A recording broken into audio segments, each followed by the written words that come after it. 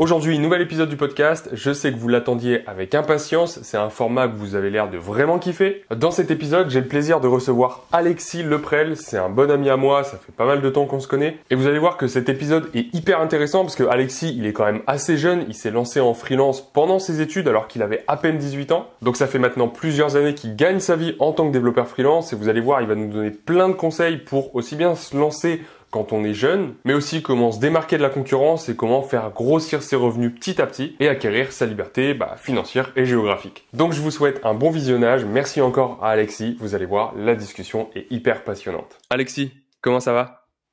Super. Et toi, comment tu vas? Super, écoute, ça fait super plaisir de te recevoir sur le podcast. Ça fait longtemps qu'on n'avait pas échangé comme ça en visio. Écoute, ce que je te propose, c'est qu'on aille directement dans le vif du sujet. Est-ce que tu peux te présenter un petit peu rapidement en quelques phrases comme ça pour ceux qui te connaîtraient pas? Ouais. Du coup, moi, c'est Alexis Leprel. Donc, je suis en freelance depuis un peu plus de 5 ans et demi. Donc, j'ai commencé le freelance durant mes études. Donc, j'ai vraiment commencé juste après le bac. Enfin, pendant le bac même, pendant le bac. J'ai d'abord fait du développement web assez basique, donc création de sites. Puis ensuite, j'ai switché vers des langages JS, donc React, Node.js. Et petit à petit, je me suis intéressé à l'écosystème Shopify et je suis tombé petit à petit comme ça dans le e-commerce.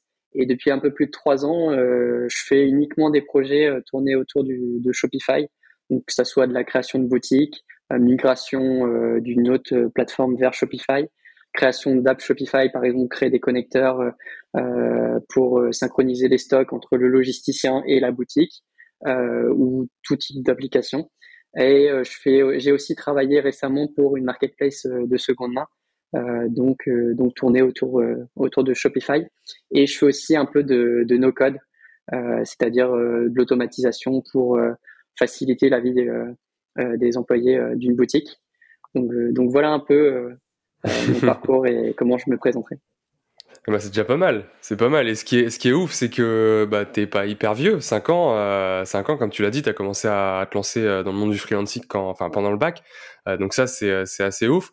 Comment t'as fait pour te lancer et surtout qu'est-ce qui t'a donné envie de te lancer là-dedans alors que tu te disais peut-être à l'époque, je sais pas, mais à l'époque les seules choses auxquelles on pense c'est le bac, les études supérieures, faire le bon choix parce que soi-disant ça va déterminer tout le reste de ta vie, de bien choisir tes études sup. Qu'est-ce qui se passait dans ta tête à l'époque et pourquoi tu t'es lancé en freelance? Alors en fait, pour revenir en arrière, donc j'ai commencé en fait à m'intéresser au code vers l'âge de 13 ans. En fait, je venais de recevoir un ordinateur et j'avais envie de créer un blog parce que je voyais que c'était un peu à la mode et je voulais voir un peu comment ça marchait. Donc en fait, j'ai d'abord commencé à m'intéresser à ce milieu grâce à la création de blogs. Puis ensuite, une fois que j'ai créé mon blog, j'avais utilisé le CMS Blogger à l'époque. En fait, j'avais envie de le personnaliser, ajouter des éléments en plus et le customiser. Et en fait, pour ça, pour customiser, il fallait du coup coder. Donc en fait, j'ai commencé à lire des tutos comment personnaliser son blog et comment créer un blog de A à Z.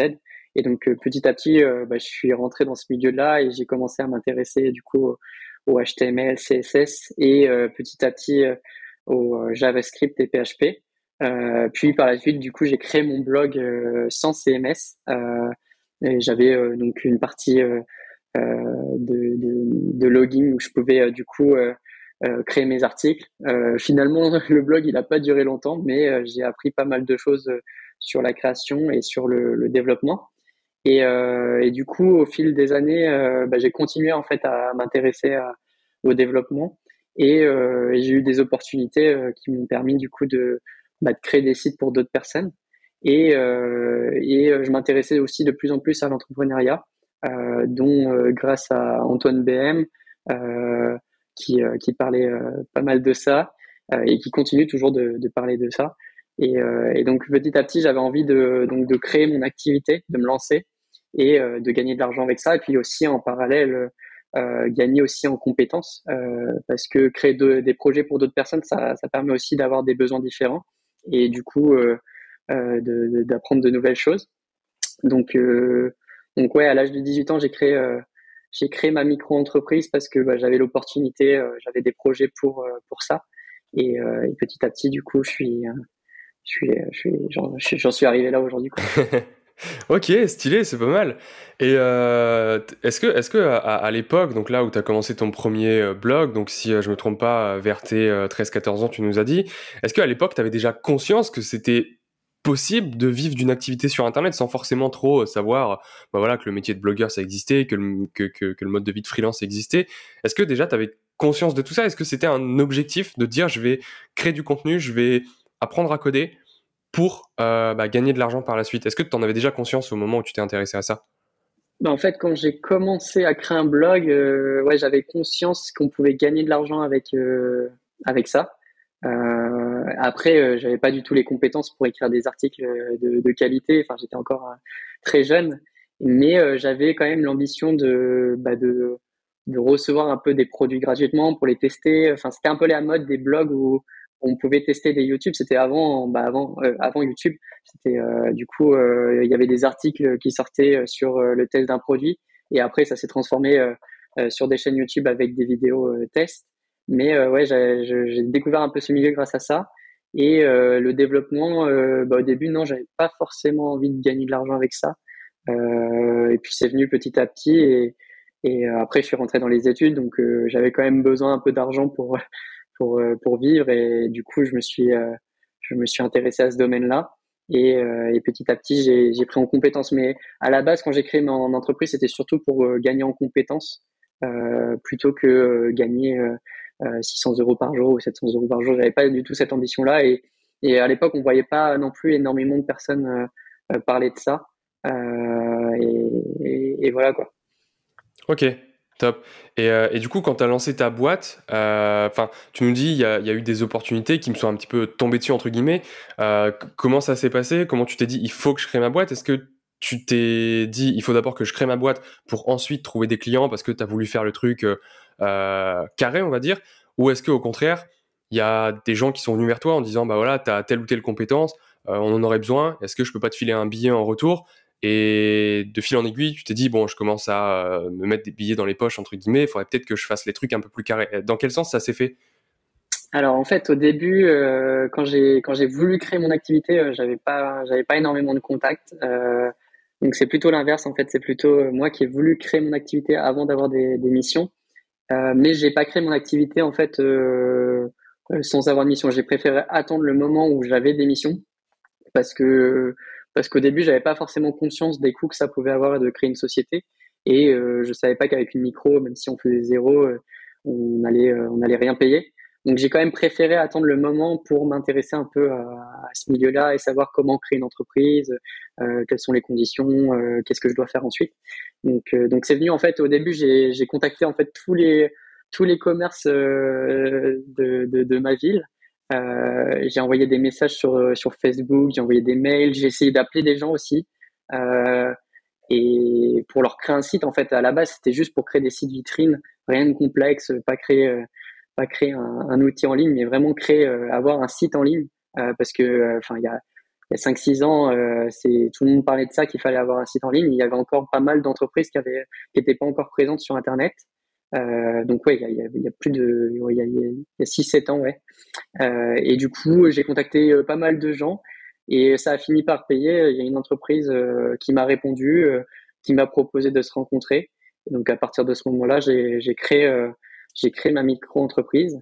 Et par la suite, en parlant avec bah, des amis, j'avais aussi des parents d'amis qui voulaient créer des boutiques, enfin pas des boutiques, mais des sites vitrines. Donc c'est venu un peu comme ça au fil du temps.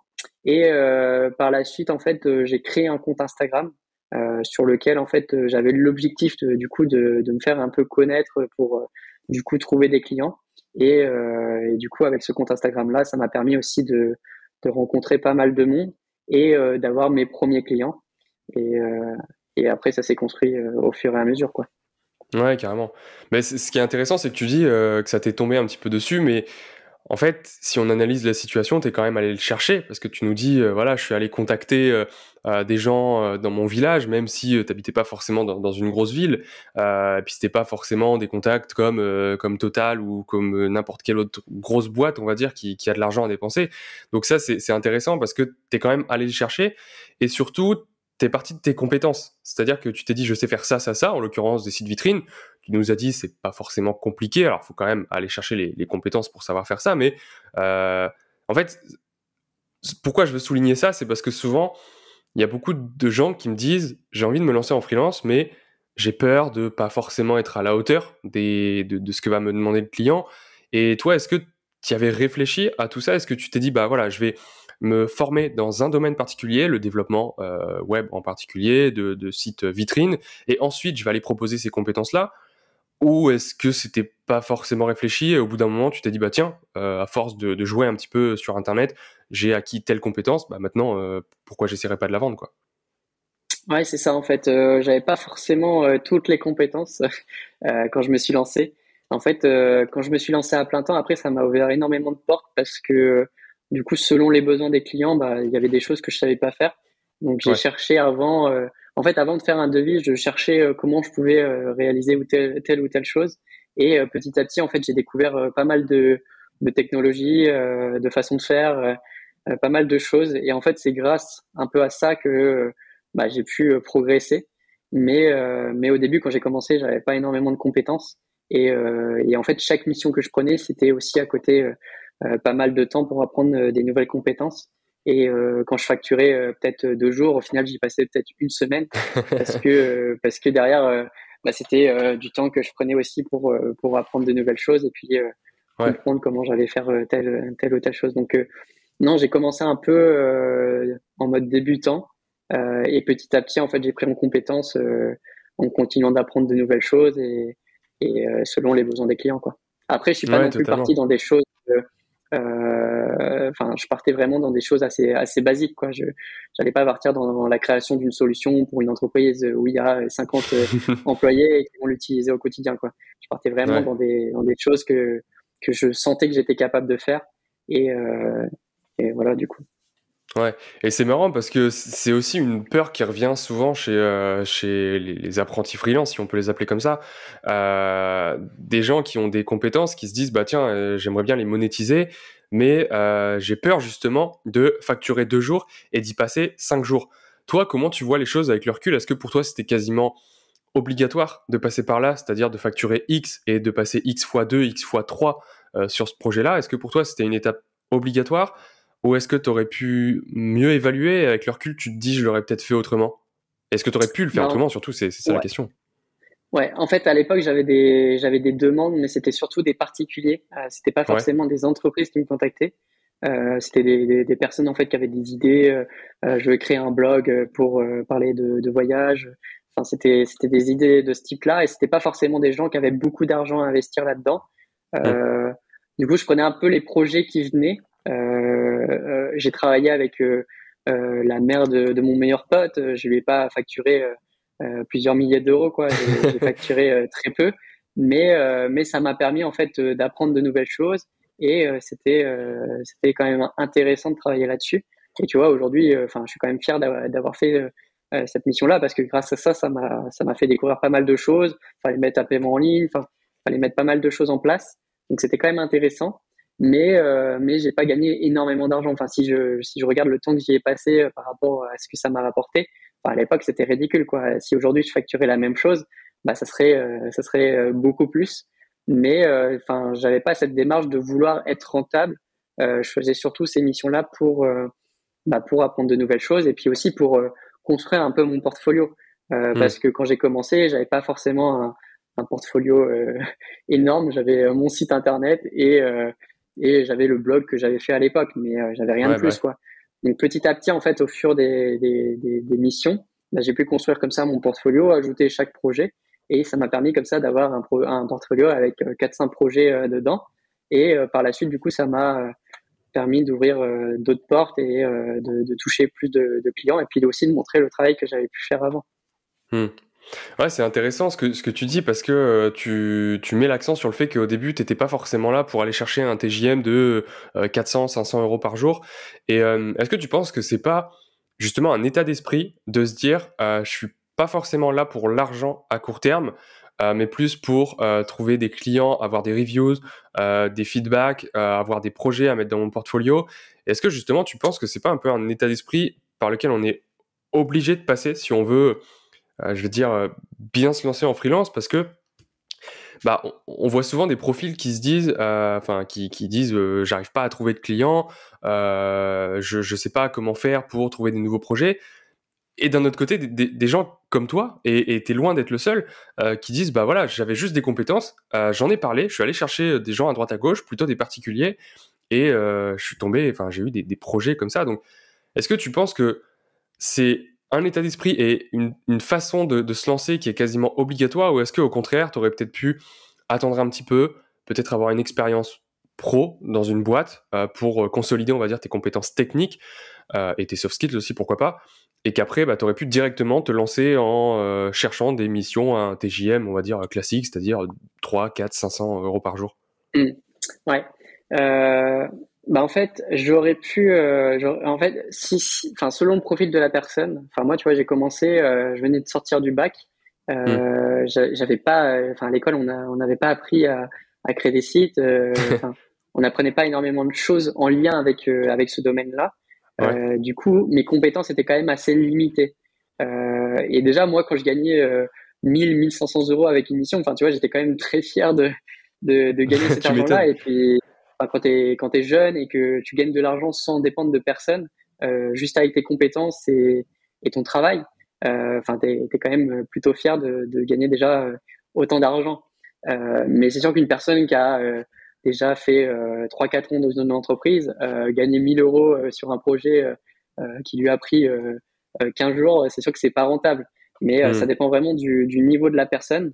Moi, je suis très content d'avoir commencé comme ça parce que ça m'a permis de travailler sur pas mal de choses et puis même pour trouver des stages, trouver une alternance, tu vois. Après, c'est beaucoup plus facile de montrer que tu as fait tel ou tel projet et que tu as déjà travaillé tant de temps en freelance. Et puis même pour l'école, enfin, quand j'ai fait ma demande pour rentrer en DUT informatique, enfin, tu vois, j'ai présenté les projets que j'avais fait, j'ai dit que bah, je faisais du freelance. Enfin, ces choses-là, ça peut aider, je pense, après à trouver des missions, enfin, trouver des rentrer dans une école ou même trouver un stage.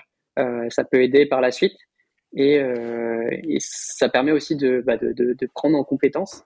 Mais c'est sûr que ouais, une personne qui a pas mal d'expérience, enfin, je lui recommande pas de se mettre à 100 euros par jour. Je lui recommande plutôt de se mettre à un TJM moyen parce que déjà, une personne qui se sous-évalue, elle va pas forcément avoir les meilleurs clients. Hmm. Un client préfère avoir, enfin une entreprise qui a de l'argent préfère avoir un profil plus cher et de meilleure qualité que prendre une personne à 100 euros par jour, mais derrière, enfin, le travail va pas forcément être bien fait et enfin aux yeux du client, il va penser ça. Et derrière, on va pas forcément aussi pour une personne en freelance à 100 euros, elle va pas forcément trouver les meilleurs clients. Généralement, quand on se sous-évalue, on va tomber sur des clients un peu relous, qui n'ont pas forcément le budget, qui ont pas forcément la valeur enfin, qui reconnaissent pas la valeur de la personne. Et du coup, ouais, je recommande plutôt de se mettre à un TJM moyen pour commencer que de se sous-évaluer et se sous-estimer aussi. Ouais, totalement. T'as des anecdotes comme ça à nous raconter de clients un petit peu relous qui, bah, comme toi, t'es passé par là, t'es passé par une phase où, alors j'allais dire, tu te sous-évaluais peut-être pas, parce que justement, à l'époque, t'avais relativement peu de connaissances, t'étais encore C'est ça. étudiant, Ouais. tu connaissais peut-être pas forcément grand-chose au monde pro et t'avais peut-être pas forcément les bons codes pour communiquer. Du coup, t'es plus ou moins passé par cette étape-là. T'as des anecdotes comme ça de clients un petit peu relous? Bah oui, j'ai eu pas mal enfin au début quand j'ai commencé, enfin surtout avec Instagram en fait, parce que pour en parler un peu en fait, j'ai voulu du coup pour trouver des clients, pour me créer un réseau, j'ai voulu créer un compte Instagram. Mhm. Du coup sur Instagram, je me suis lancé le défi au début de publier une photo par jour pendant un an. Donc en fait, durant toute une année, j'ai posté en fait tous les jours Ça m'a aussi permis du coup de rencontrer du monde, rencontrer des clients et aussi continuer d'apprendre parce qu'en fait, ça me forçait à poster du contenu, dire ce que je faisais et partager un peu mon quotidien de freelance junior.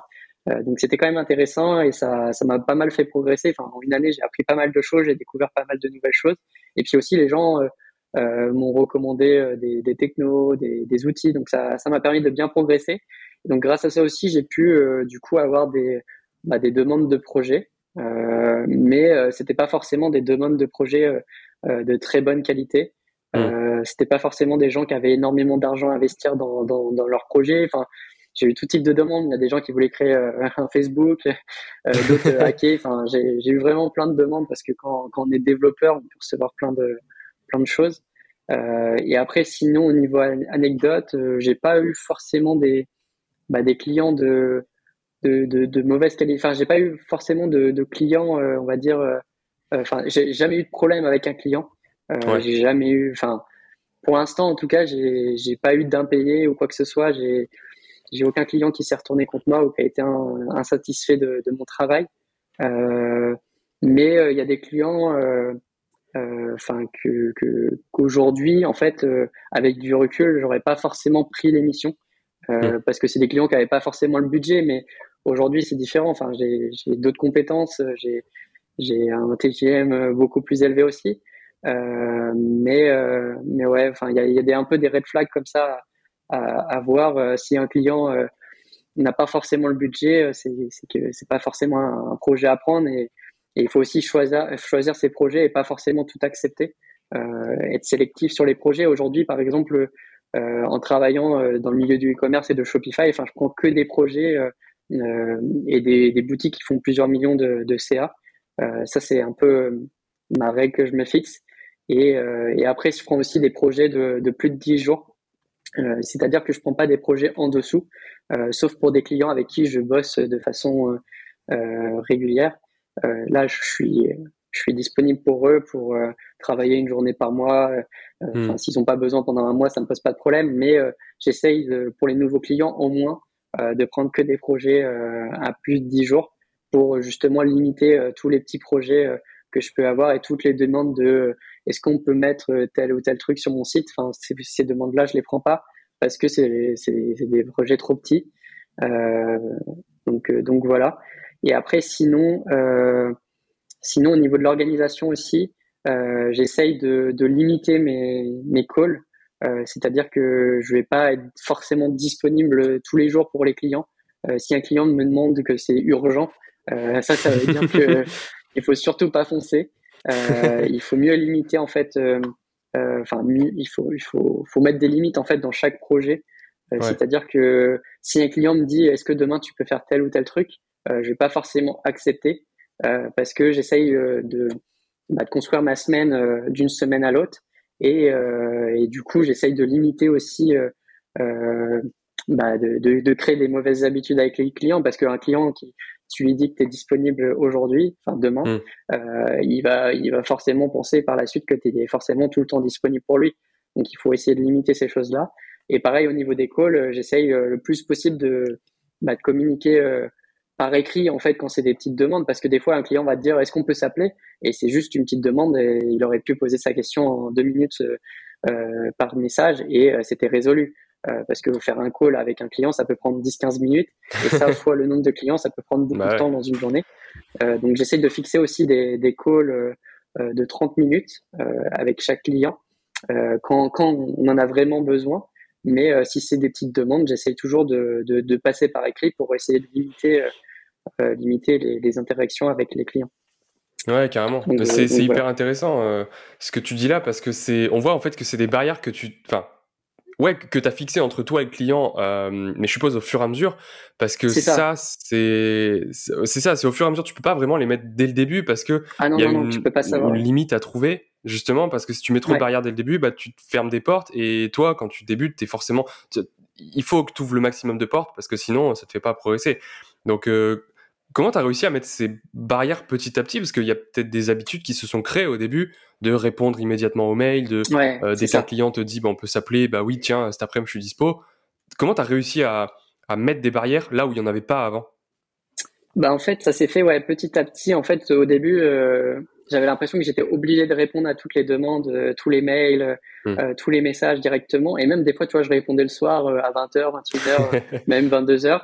Et même le week-end, tu vois, des fois, il y a des clients, bah, ils travaillent le week-end ou c'est leur projet secondaire. Du coup, ils passent plus de temps dessus le week-end ou le soir. Et en fait, ce que je fais maintenant, ma règle, c'est je réponds maximum à 19h. Après 19h, je réponds le lendemain. Hmm. Ou sinon, je planifie en fait la réponse. Pareil pour les mails, maintenant, enfin, depuis un moment, on peut faire ça dans Gmail. On peut planifier ses réponses ou planifier même des envois de mails. Donc ça, c'est plutôt cool et j'essaye de tenir cette règle-là pour éviter d'habituer le client à cette disponibilité et justement lui montrer qu'on a des horaires et qu'on n'est pas forcément disponible en dehors de ces horaires-là. Parce que sinon, après, on peut vite être débordé avec des clients qui t'appellent le soir, des clients qui veulent une réponse rapidement et urgente, alors qu'il y a rien d'urgent.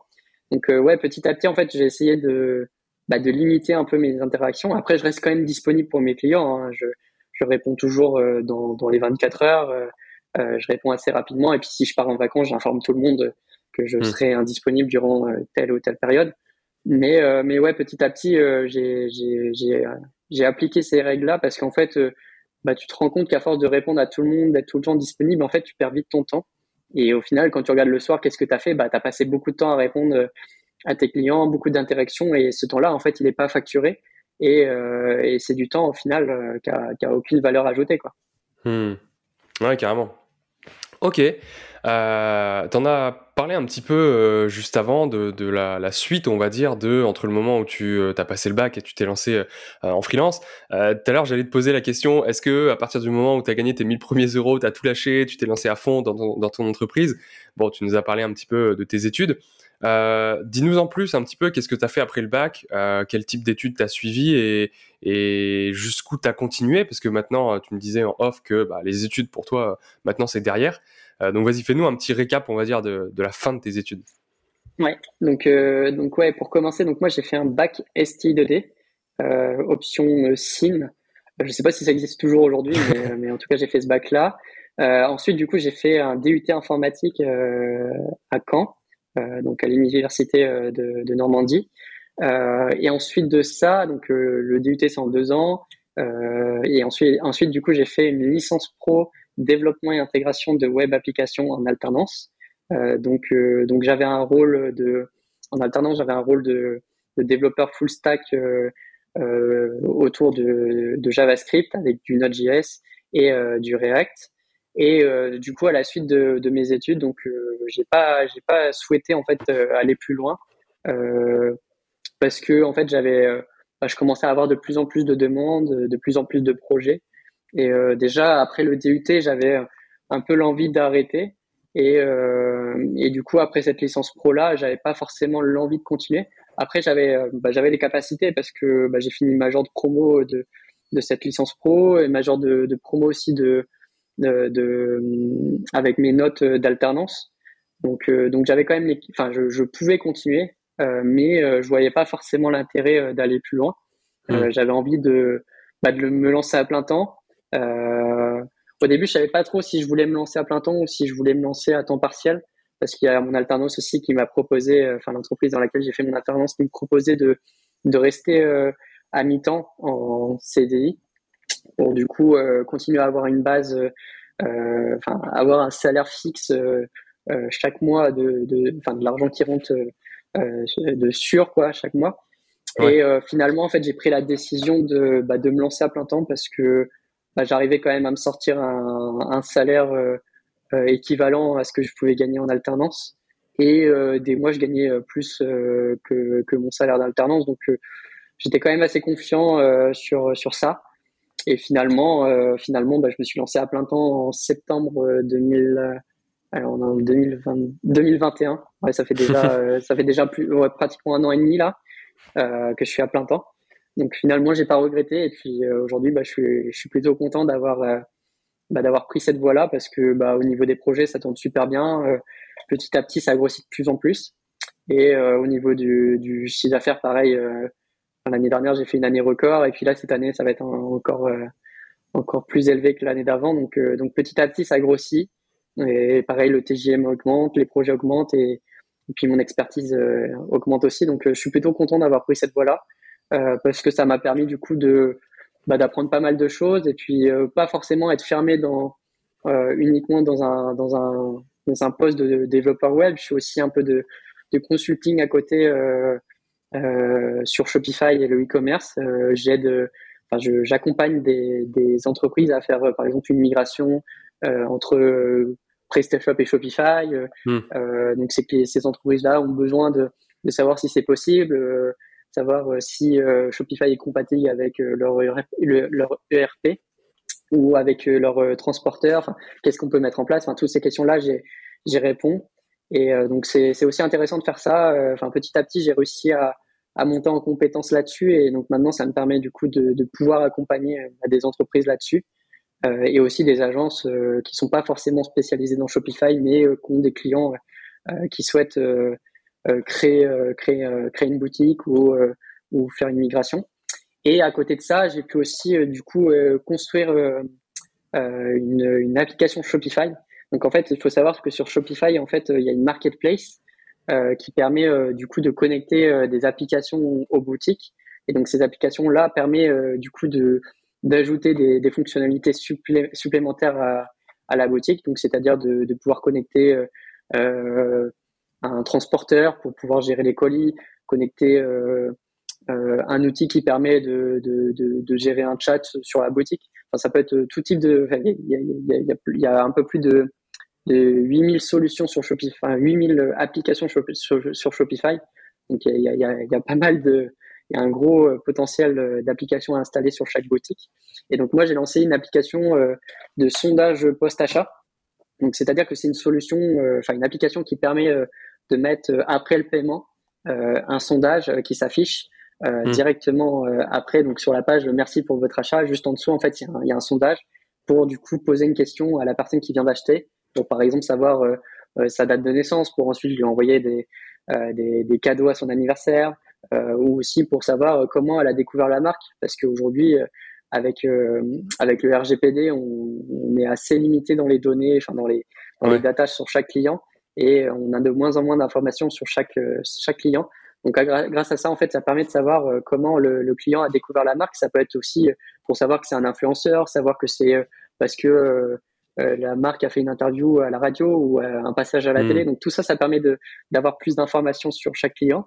Et après, du coup, de créer des segments de clients. Donc savoir que tel client a été invité par tel influenceur. Et par la suite, du coup, si on sort une campagne avec tel influenceur, de vraiment cibler ces personnes-là qui connaissent cet influenceur pour envoyer des newsletters, des informations.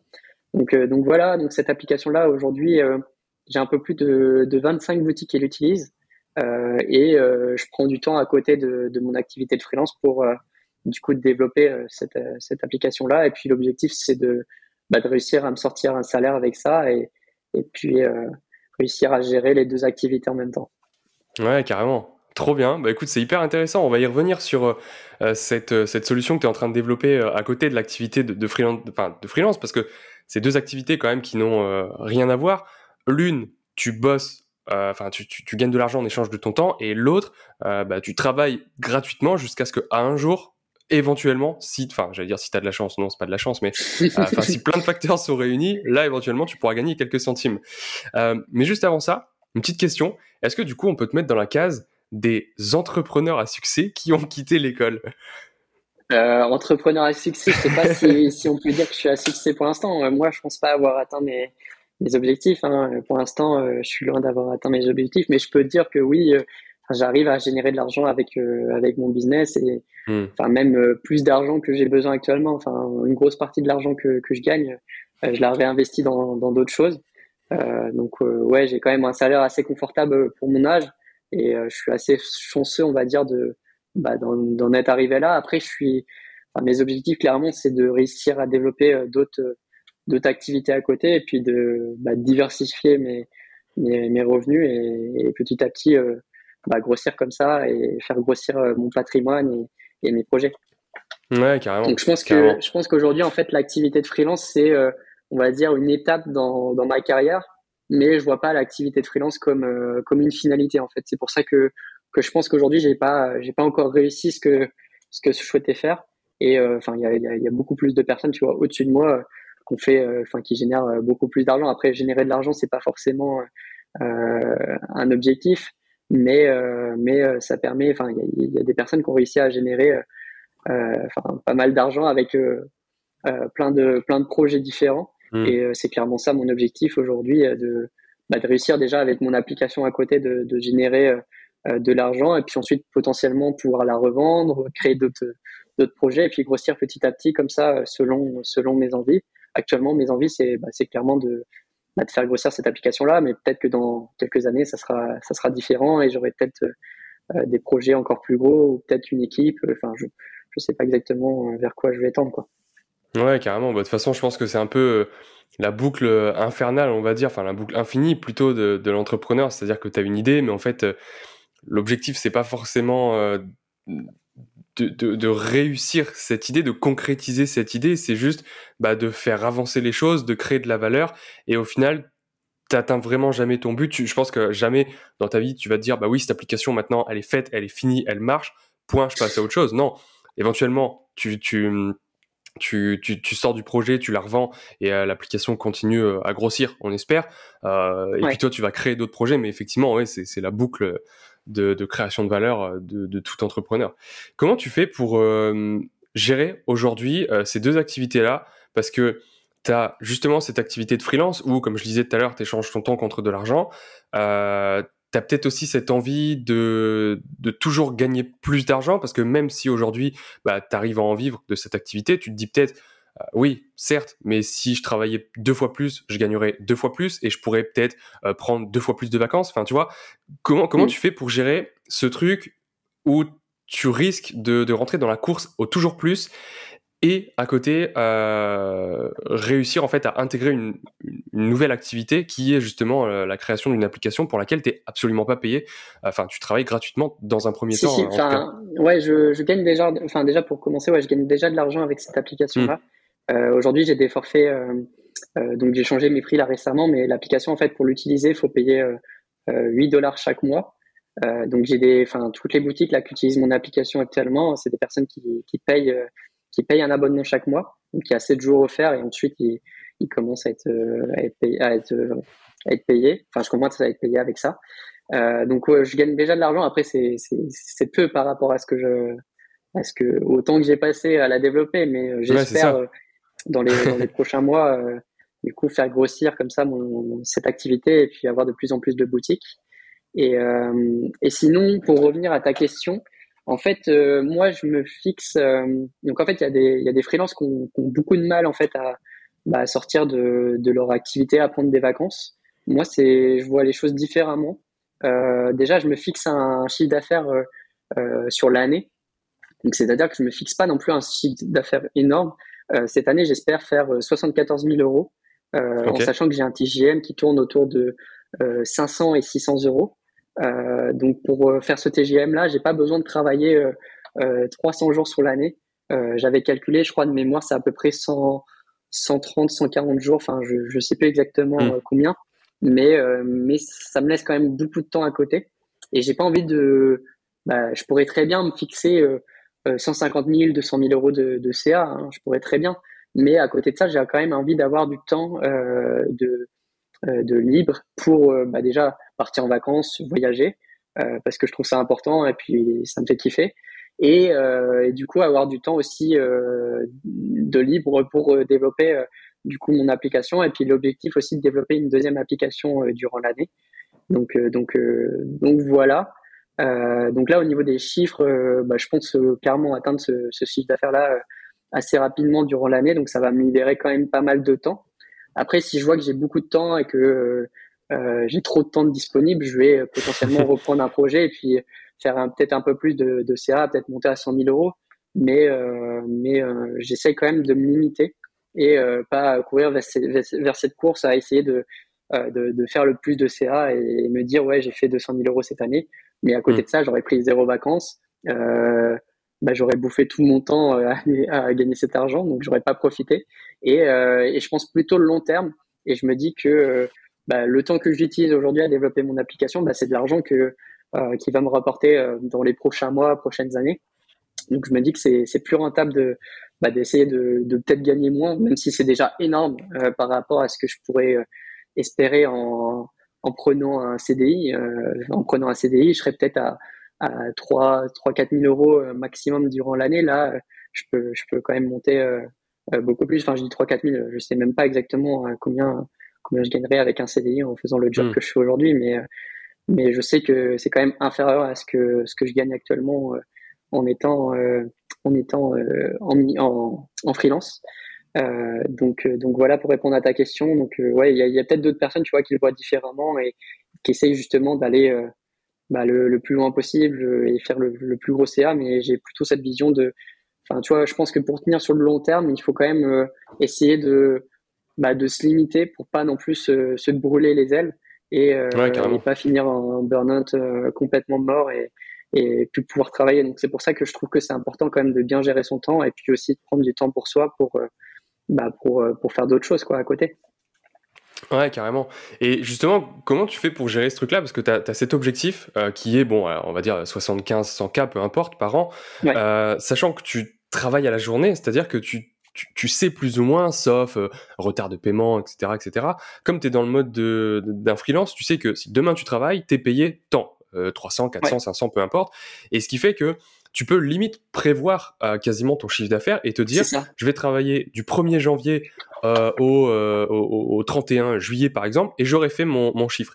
Est-ce que, justement, tu arrives à gérer ce chiffre d'affaires sur toute l'année, ou est-ce que tu n'as pas tendance à te dire, par exemple, le 15 janvier, j'ai envie de prendre des vacances, mais je vais pas le faire parce que je suis encore qu'au début de l'année et j'ai pas atteint mon chiffre. Tu vois, comment tu gères ça? Ah ouais, en fait, j'ai déjà passé donc un an en freelance à plein temps. Donc pendant Hmm. un an, là, l'année dernière, j'étais vraiment à plein temps. Et vu que moi, je suis dans le milieu du e-commerce, en fait, j'ai pu voir les différentes vagues dans l'année, euh, comment ça se passait en étant à plein temps. En fait, Ouais. déjà, la première vague, bah, c'est au début d'année parce qu'il y a, bah, pour le e-commerce, il y a les soldes. Donc là, il faut mettre des choses en place. Enfin, il y a certains clients qui ont besoin de mettre en place des nouvelles choses. Et ensuite, du coup, il y a un peu un temps mort, on va dire, durant l'été. C'est vraiment bizarre, mais durant l'été, tout le monde part en vacances, tous Hmm. les projets sont un peu mis off. Et septembre, tout le monde revient comme si que c'était, je sais pas, le début de l'année, tout le monde est refocus. Hmm. Il y a les clients qui popent de partout parce qu'ils ont des besoins. Et du coup, il y a un run de septembre à décembre quand même important parce que en fait, tous les clients ont besoin de mettre en place des stratégies pour le Black Friday, pour Noël, et en fait, c'est une période quand même intense parce qu'il y a pas mal de choses à mettre en place et tous les clients en fait ont des besoins durant cette période-là. Donc en fait, je me suis pas du tout dit, tu vois, cette année que j'allais travailler, je sais pas, de janvier à avril par exemple, et je me Hmm. dis c'est bon, j'ai fait mon année, c'est fini. Après le reste de l'année, je suis tranquille, mais plutôt en mode je connais, tu vois, un peu les tendances, les vagues, quand est-ce que tel client aura besoin de moi. Tu vois, j'ai même des clients qui ont déjà réservé en septembre jusqu'à décembre une journée par semaine justement pour que je sois disponible et je sois là pour eux. Ok. Du coup, je sais à peu près, tu vois, à l'année, combien de jours j'ai besoin de travailler et quel projet, tu vois, j'ai besoin de faire pour rentrer ça. Et là, j'ai signé des jolis devis. Donc, enfin, là, clairement, jusqu'à la fin de l'année, tu vois, j'ai déjà tous mes projets de rentrée. J'ai Ok. plus besoin de rentrer de nouveaux clients. Après, tu vois, si j'ai du temps, enfin, comme je le disais tout à l'heure, si j'ai du temps de disponible et, euh, et qu'il y a une demande qui pop et que j'ai envie, tu vois, et que je suis pas non plus débordé, potentiellement, tu vois, je peux prendre cette demande pour augmenter mon chiffre d'affaires. Mais je vais pas aller, tu vois, au-delà et me dire il faut que je travaille tous les week-ends, tous les soirs tard, justement pour faire le plus de CA possible et pas prendre de vacances. J'essaye quand même durant l'année d'avoir des phases de temps en fait de travail. Et à côté de ça, là, par exemple, tu vois, là, je viens de finir donc 3 mois où j'ai travaillé un peu à plein temps sur différents projets. Donc, j'ai pas énormément travaillé sur mon application. Et là, j'ai pris le temps, au début du mois, j'ai une mission qui s'est terminée. Et j'ai pris le temps, tu vois, de pas reprendre de mission directement Hmm. pour justement prendre du temps et bosser sur mon app et prendre du temps pour ça. Donc là, tout le mois de mars, tu vois, j'ai pas énormément travaillé. Mais tu vois, je sais que c'est pas un problème parce que derrière, tu vois, j'ai signé des devis pour les prochains mois et ça va me permettre du coup de continuer de faire mon chiffre d'affaires que je m'étais fixé.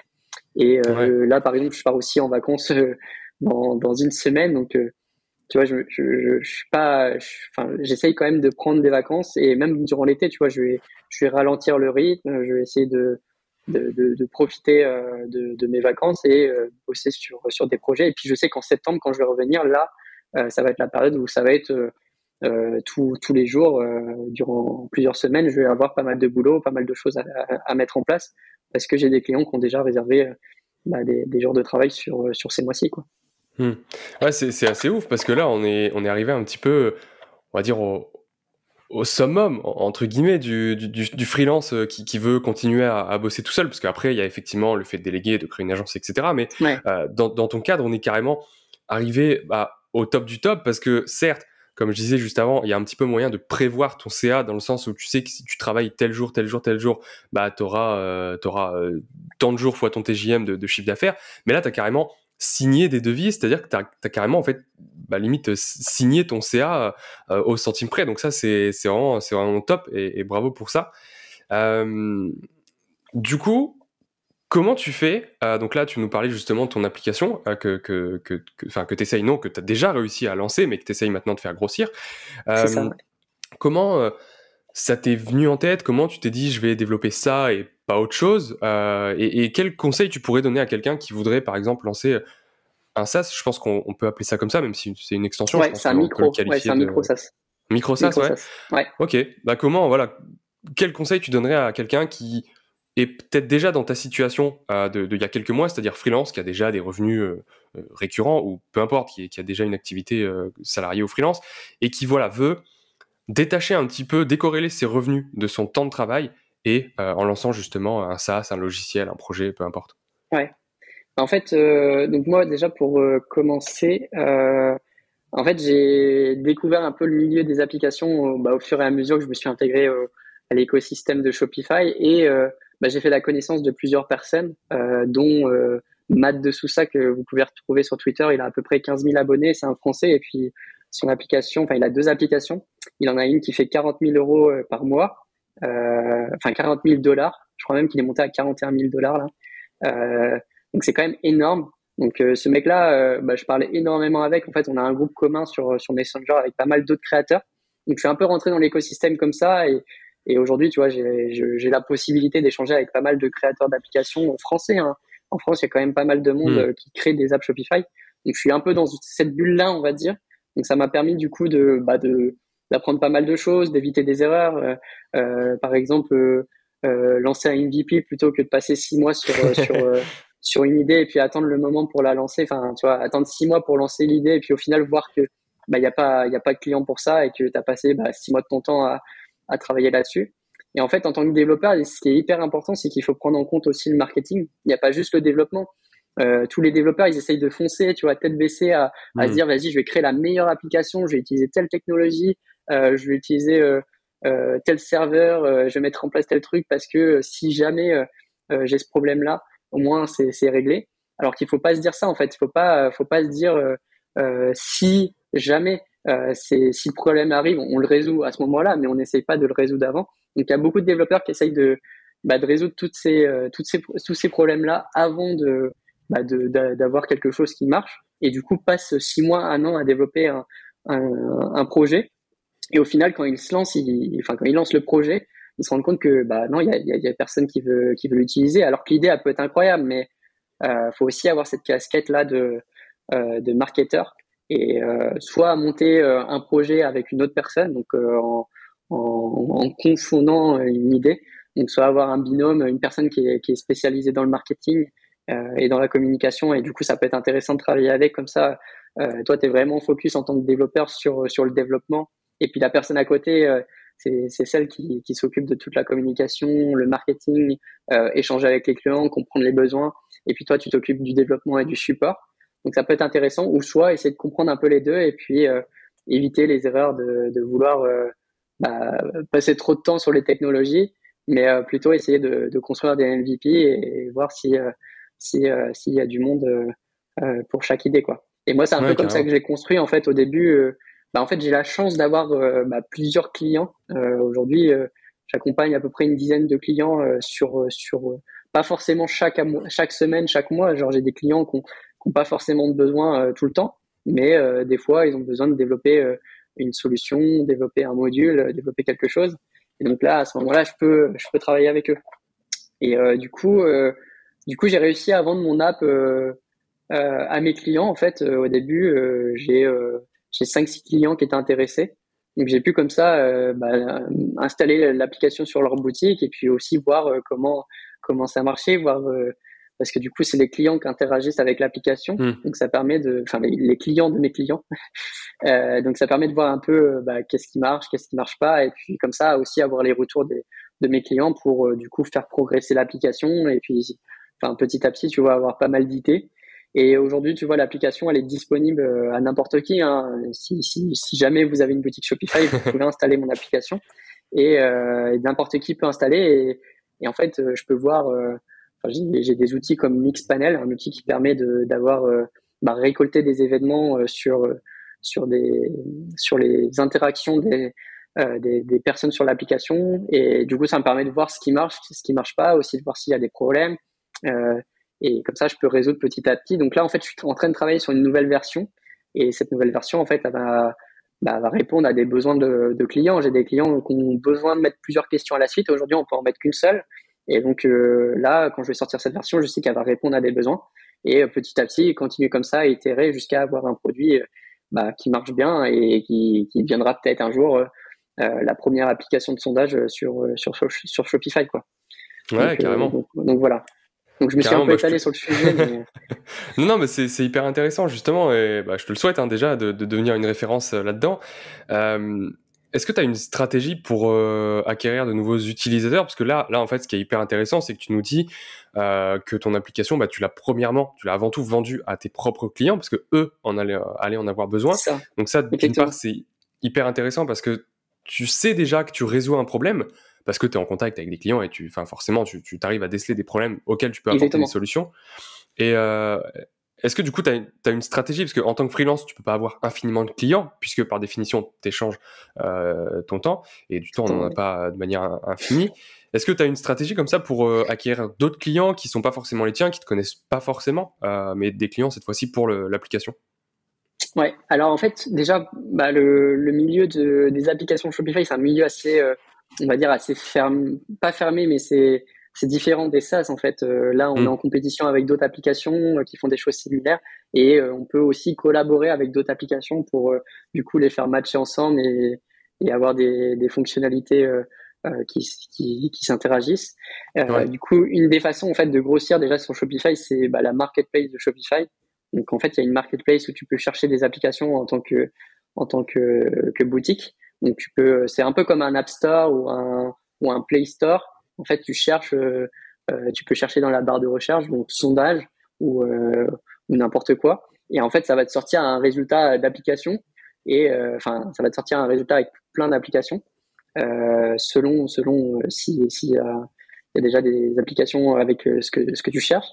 Mais aujourd'hui, enfin, il y a 8000 applications, donc ça couvre quand même pas mal de domaines, enfin de milieux.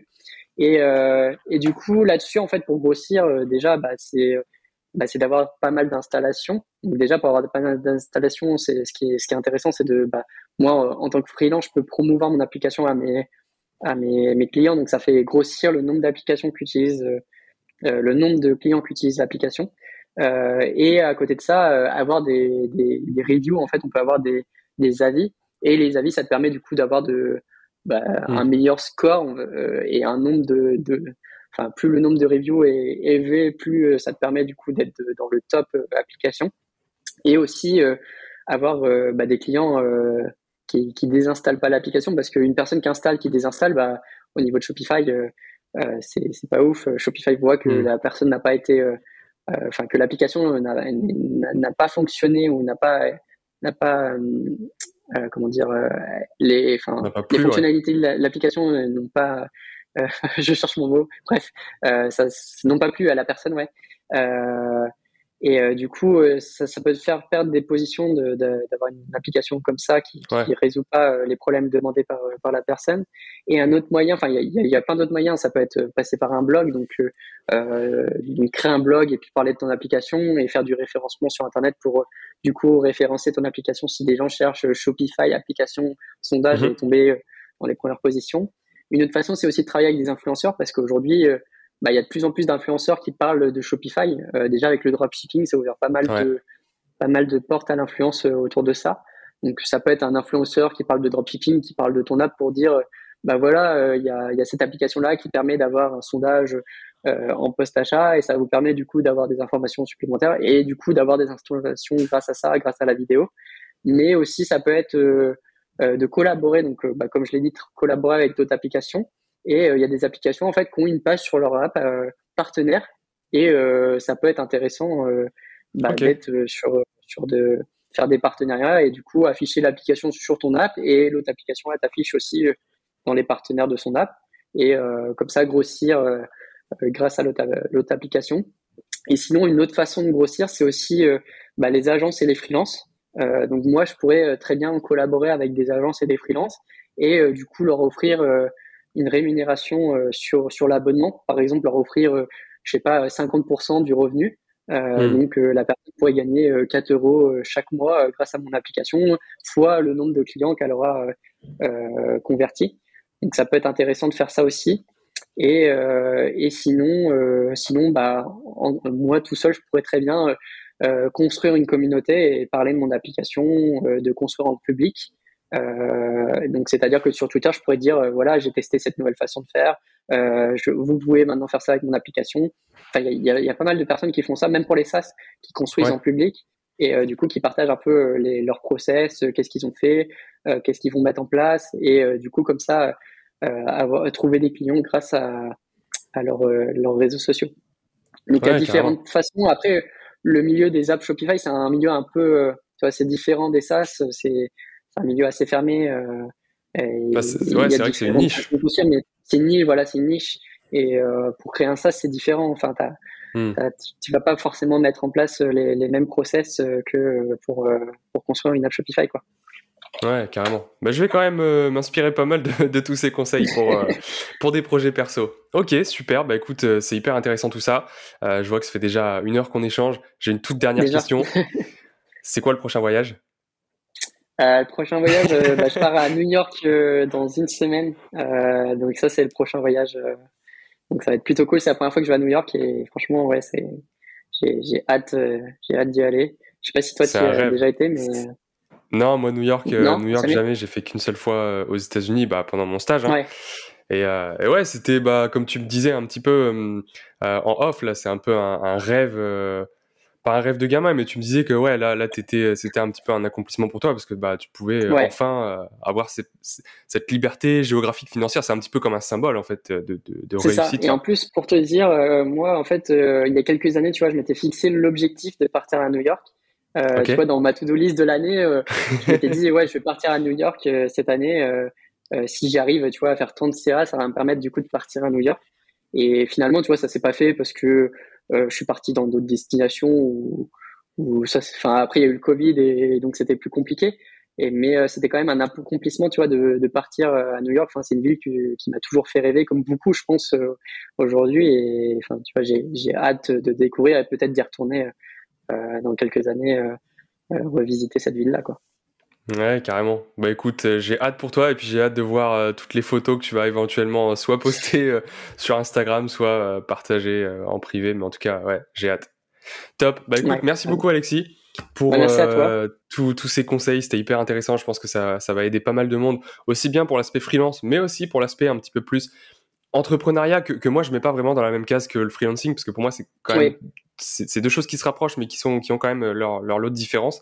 Donc en tout cas, merci beaucoup et puis peut-être à bientôt pour un prochain épisode. Carrément. Merci à toi. En tout cas, j'espère que cet épisode vous a plu. Si c'est le cas, n'hésitez pas à checker 2 autres épisodes qui s'affichent juste ici. Si le format vous plaît, n'hésitez pas à lâcher un gros like et à me le dire en commentaire. Comme ça, j'inviterai d'autres personnes sur le podcast. Merci encore à vous et nous, on se dit à très bientôt pour une prochaine vidéo.